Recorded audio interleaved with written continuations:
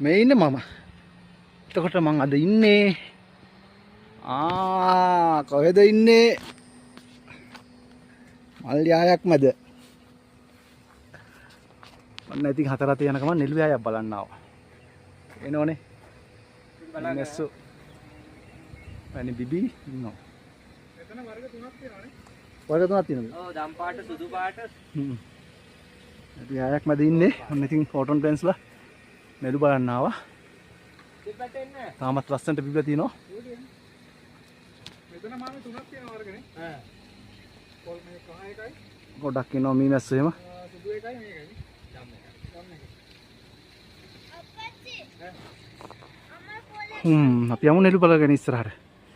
ලස්සන වීව් එකක් තියෙන මේ හරියට. කොටන් පෙන්ස්ලා. අම්නාම තමයි නෙළු බලන්න ආවේ අපි. මේ දිගටම නෙළු තියෙන්නේ. කලස් 3කින් තියෙනවා මේකේ සුදු දම් පාටයි කහ පාට වගේ. නෙළු ටිකක්. නෙළු වර්ග 5ක් තියෙනවා. මේ තින්නේ කහ පාට නෙළු එක. මේ තියෙන්නේ ඒක ටික ලස්සන අනිත් එකට වඩා.